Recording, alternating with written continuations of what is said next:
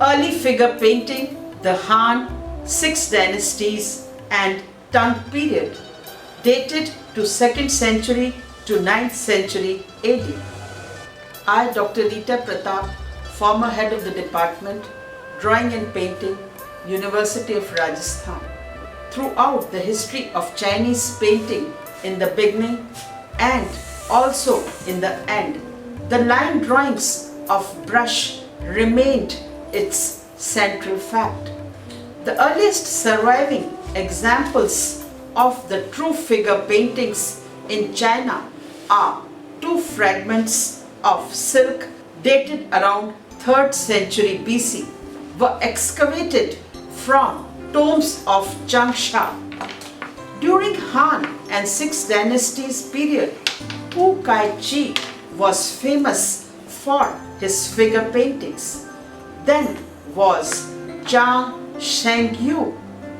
During Tang period, Wang Wei, Wu Taozu, Zheng Husan and Zhao Feng were famous figure painters of time. Throughout the history of Chinese painting, in the beginning and also in the end, the line drawn by brush remained its central fact. Around the year AD 100, the author of the Shu Wen, the first Chinese dictionary, wrote, "To paint is to draw boundaries." He explains the character for Hua, to paint, as representing a hand grasping a marker and drawing the 4 boundaries of a field. That is to say, delineating a field. 16 centuries later, the great individualistic painter Tao Chi opened his theoretical treatise by speaking of the single brush stroke as the origin of all existence, the root of the myriad phenomena. One might almost without violating the sense translate, in the beginning was the brush stroke. Painting began in Europe also as an art of line, but lost its liner characters as painters turned their attention from outlines to radiation of light and shadow, mass and texture, softening or obscuring contours, and so lessening the importance of line. The course of Chinese painting led in a different direction. Its artists never so concerned with reproducing faithfully the color and texture of surface or the corporeality of mass, gave ever greater emphasis to the brush line itself, taking it as their primary descriptive and expressive means. The earliest surviving examples of true figure paintings in China are on 2 fragments of silk dating around 3rd century BC, which were excavated from the tombs at Changsha in present-day Hunan province. The pictures, drawn in fine black ink brush line with flat washes of color filling the areas thus bounded, exemplify already the technique and even something of the style that was to remain basic and orthodox for many centuries. They are symbolic representations of humans, demons, animals and plants, set off as separate images by their outlines from the neutral silk ground.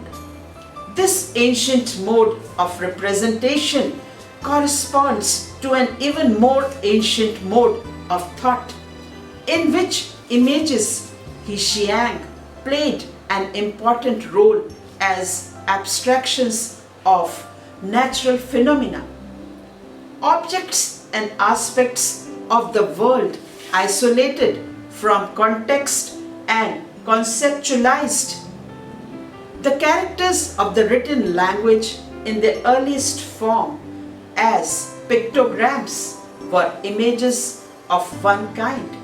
Another was exemplified by the hexagrams of the ancient divination text known as the Book of Changes, thought to be derived from the visual patterns of the physical universe. The forms created by the painter were still another. When composed into a scene, they were juxtaposed without being integrated. Between and around them was a void space, had no existence except as that which separated one image from another. The figures painted on a tome tile is painted by an anonymous artist. It is ink and colors on clay surfaces dated to 2nd or 3rd century AD and at present in the Museum of Fine Arts, Boston, still stand isolated against an amorphous ground. Here, the artist has discovered two means of unifying his picture.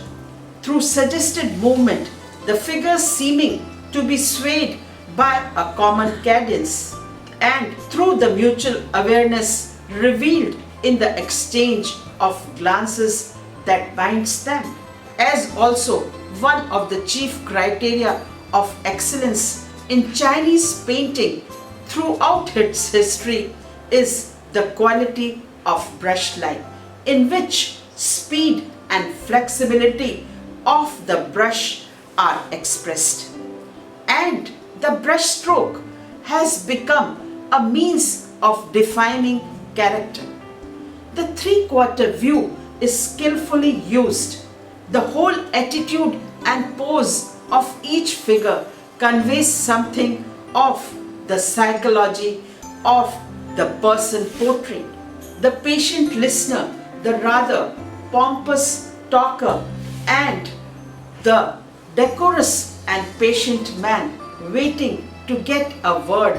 In so also one can notice the skillful handling of the figure in three-quarter back view, who appears to be turning to the left within the shallow space. At the same time, the placement of the figure in space is primitive. One can observe the great progress seen toward the use of brush in a typical Chinese manner. Another artist of the Han and 6th Dynasty period, whose name is attached to any surviving pictures of real antiquity, however, is Hu Kai-chi, who was born around 345 AD. He was attached to one of the important courts of the south.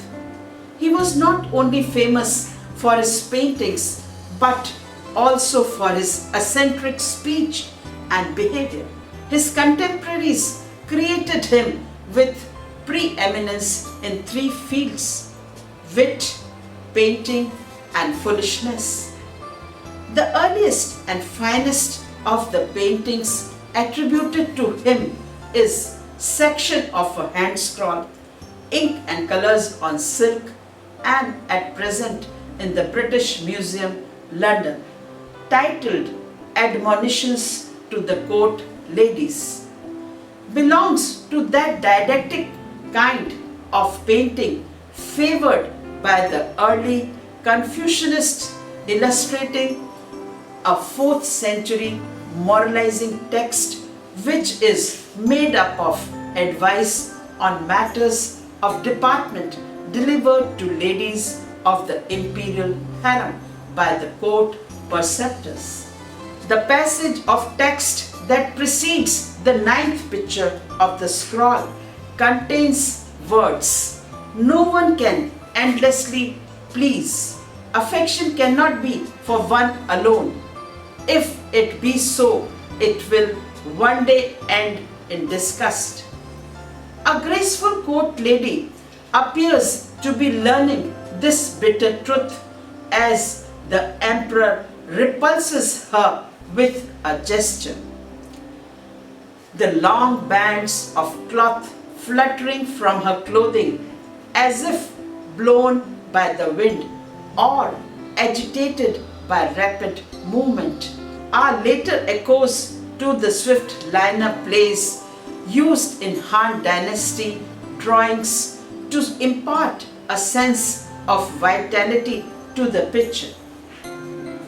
The painting is in the form of a hand scroll or horizontal scroll, which is designed to be unrolled section by section in such a way that no more than 2 feet or so is seen at a time. The material and technique are the usual ones for the early period: fine drawing in ink line and washes of watercolor on silk. Scroll of the distinguished ladies ascribed to Ku Kai Chi.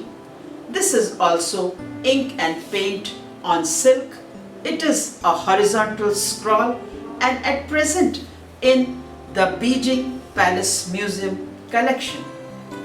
The pictures are based on a literary text, as the standing figure shows rulers and the ladies who are to be regarded as exemplary characters. The style of this early didactic narrative painting is notable for isolation of the figures in the composition and for the natural color and the flowing style of the contour painting. Thus, the admonition scroll explicitly sets out to illustrate a didactic text, a series of written injunctions for court ladies, each illustrated by figure relevant to the text. In both scrolls, the figure paintings illustrates real or fictional events. The painting is in several colors chosen to suit the subject, filling in the black ink outlines, and the same method is used in the scroll of distinguished ladies, probably based on 1st century text. Biographies of distinguished ladies by Louis Chiang. From the Eastern Han period is found a stone relief painted with hunting scenes, man on horse aiming bow and arrows on the running deers. The lower area has processions of chariots and horsemen. The work combines both bas relief and painting. At present, this stone relief that is painted door lintel is in Shaanxi Archaeological Museum. Fragment of a stamped brick from a tomb. This stamped brick shows Queen Mother of the West seated on a throne in the shape of a tiger and with 4 accompanying figures: the fox, the hare with the herb of immortality, the toad of the moon, and the raven. Here one can notice the form of figure drawing prevalent during the Han period. Scroll of 100 horses, Tang period, influenced by Han Khan. It is ink and paint on silk and at present in the Beijing Palace Museum. This picture by an unknown artist reflects the life of grooms and the horses in their care, portraying the liveliness of the horses themselves and their activities involved in workshop with them. Its composition traces a success of events. First, the horse is untied and washed, then it plays, is fed and groomed, and finally 2 caparisoned animals clearly marks the end of the pictorial score, their heads pointing back to its beginning. Lady with Servants, Chow Feng, second half of 8th century AD, ink and paint on silk, horizontal scroll, and at present in the Beijing Palace Museum. This scroll shows servants and ladies on a hot summer day busy with various occupations around a high-born lady.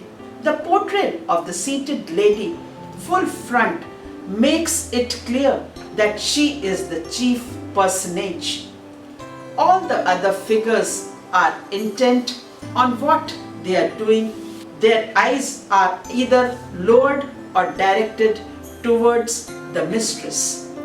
Although she does not tower her retinue, the painter clearly and ingeniously indicates her position in the group by allowing her direct eye contact with the viewer of the picture. She is also the only woman in the scene who has no occupation but simply being fanned by a servant, and she wears the most expensive clothing and the finest headdress. The ladies have opulent figures and round faces.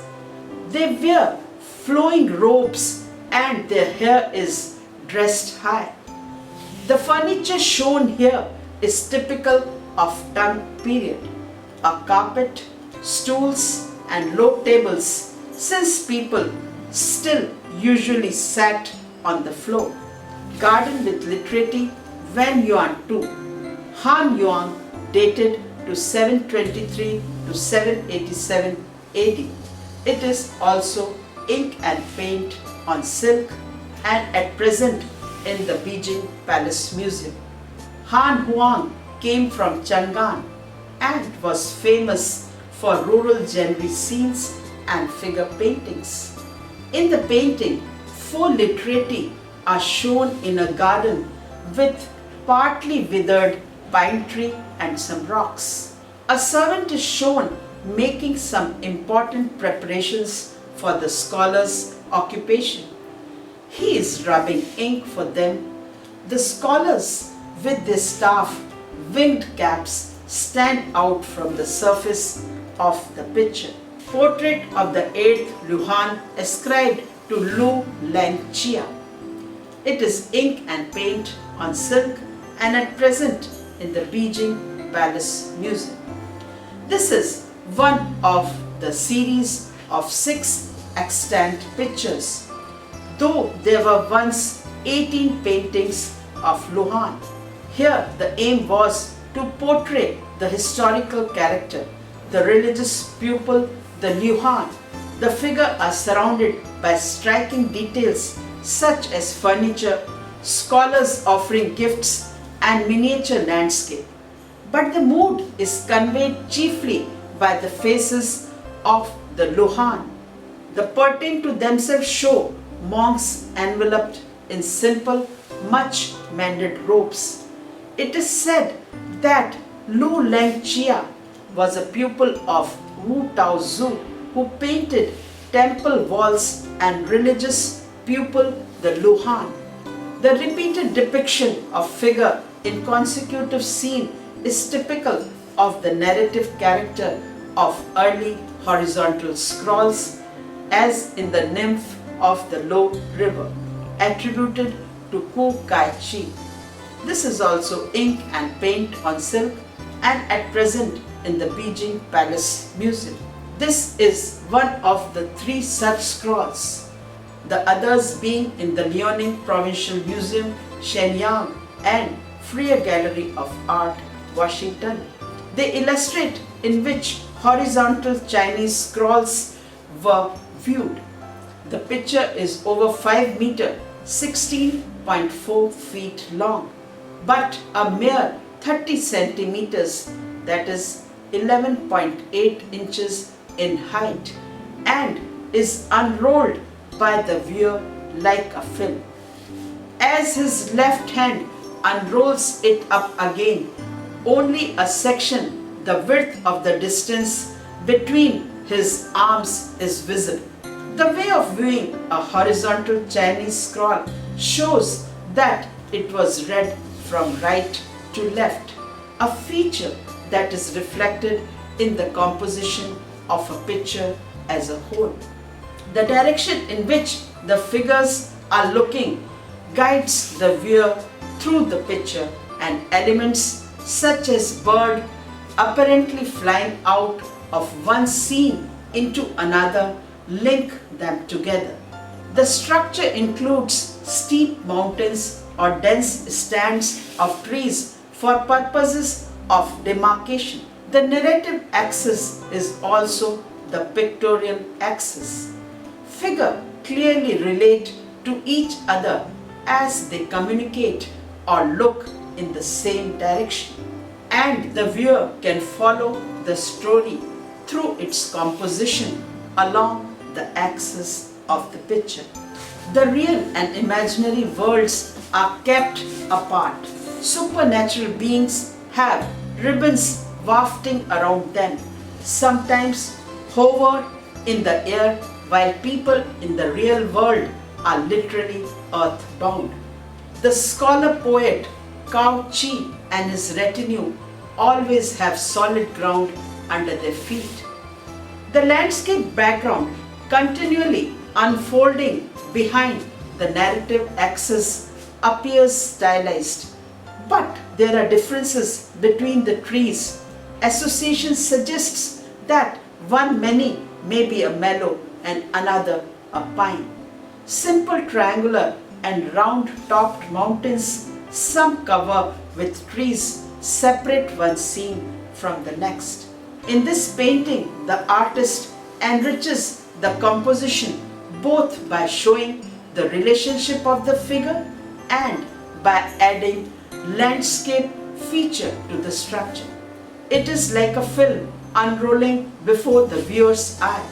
The scroll depicts the chronological sequence of events from the original literary text and is thus a continuum of time, although not of place. The outlines of the figures and the internal contours of folds, hunting bows and loops of ribbon convey an impression of lavish abundance even without light and shade to give depth. Different colors are used to represent different fabrics, although the actual of the fabrics is not suggested by the painting. Choose figures. The main actor in the narrative and subsidiary actors are shown as types, finely robed courtiers, concubines, and group of spectators. Their faces may have different expressions, but they cannot be regarded as portraits. Tomb of Wang Chu Chi, late Liang Dynasty, dated to 923 AD, found in 1995. It is a tomb relief, marble with remains of colored painting, now in the collection of Province of Hebei Archaeological Institute. The relief depicts an orchestra of ladies who are engrossed in playing different kinds of instruments. At the bottom left, two females are shown dancing. Some instruments are being held by the ladies and few of them have a support of small stools. A single male seems leading the orchestra. The hairdo is typical, each having a separate style with tufts of hairs tied upward, and to decorate them, flowery bows are attached. As the painter grew more proficient in rendering of action, it was Chang Seng Yu, an early 6th century artist, who used the technique of illusionistic shading to give plasticity to the forms of painting, which was introduced to China from the West. He did wall paintings for Buddhist temples. Another innovation of Chang Sheng Yu probably also of Western derivation, was a more fleshy figure type. A 9th century writer characterizes the great early figure painters by saying that Hu Kai Chi captured the souls of his subject. Lu Tan Vi, a 5th century master, their bones, and Chang Sen Yu, their flesh. A well-known hand scroll attributed to Chang Sen Yu was the 5 planets and 28 constellations. It is a section of a hand scroll, ink and colors on silk, and at present in the Osaka Municipal Museum.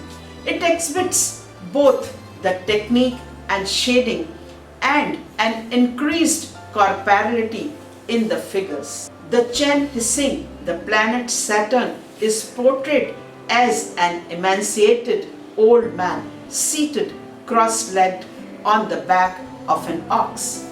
The dark tone of man's skin, along with his large nose, bulbous forehead, are common Chinese conventions for representing holy men of India and other Western lands. The long period of division of the empire ended when in 589 China was reunited under a single dynasty, that is the Sui. But by the end of the century, revolts had broken out again, and in 618 the Sui was overthrown by a new dynasty, the Tang, which lasted nearly 300 years. Buddhism, which had been imported from India as early as the Han dynasty, was stronger than ever before or after. The achievements of the Tang dynasty in figure painting can be observed in the paintings painted by anonymous painter, portrait of the scholar Fu Sheng. It is a 9th century section of a hand scroll, ink and color on silk, and at present in the Osaka Municipal Museum. In the painting, the short, deft strokes define withered skin of Fu Sheng's arms, the bony structure of his sunken chest, the wrinkles in his neck, the expressive lines on his cheeks and brow. The painting has been ascribed to the great Tang poet-painter Wang Wi, who was active from 699 to 759, who is more celebrated for the development of ink monochrome landscape than for his figure painting. While the portrait of Fu Sheng is not in monochrome, the coloring subdued, limited to tints of red along contours for the flesh and light washes elsewhere. Fu Sheng was a Confucian scholar who took part in the early Han Dynasty revival of classical learning, in which scholarship attempted to repair the losses it had suffered through the infamous burning of the books. He produced a copy of the Book of Documents and devoted the short remaining period of his life to transmitting his understanding of the text in a series of expository lectures. In the painting, he is portrayed as delivering one of these, holding the scroll in one hand and pointing with the other to a difficult passage. Artists from mid-Tang period onward came to rely even less than before on color, more on descriptive and expressive power of brushline alone. Wu Taozu, name of whose work survives even in reliable copies, uses only thin washes of color or none at all. The more conservative artist, however, continued to draw in fine lines with bright pigments was Zhang Hussein and Chow Feng, specialized in pictures of palace ladies, both who worked in the 8th century. Zhang in the first half and Zhao in the second half of the 8th century. At least 2 works of Chang Hussein are preserved in copies. The best known section of a hand scroll is titled Ladies Preparing Newly Woven Silk, which in early 12th century was copied by Emperor Huituzong. Ink and colors on silk, and at present in the Museum of Fine Arts, Boston.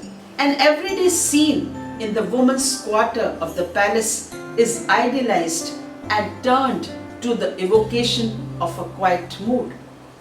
2 women stretch a bolt of silk between them. Another irons using a metal pan filled with burning coals. A girl holds the opposite edge of the cloth. A younger one, too small to be of any help, runs underneath.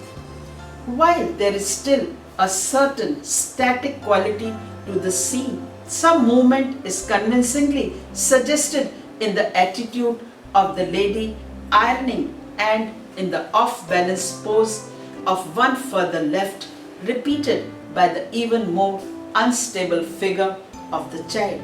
The occupations and amusements of court ladies was also subject fondly rendered by Zhao Feng, master of palace scenes. In the small picture, ladies are shown playing double sixes again. This is a 8th century scroll, ink and colors on silk, and at present in the Freer Gallery of Art, Washington, D.C. The arc-shaped placement of the woman surrounding the 2 central figures impart a sense of importance to the woman's insequential activity. Another painting attributed to Zhao Feng is the court ladies wearing flowers in their hair. It is a hand scroll, ink and color on silk, belonging to Tang Dynasty and at present in the Liaoning Provincial Museum, Shenyang. Typically shown in a variety of poses in frontal and the 3/4 view seen from both front and back. The women in these paintings are much more robust in appearance than the wispy court ladies seen in compositions from 6 dynasties.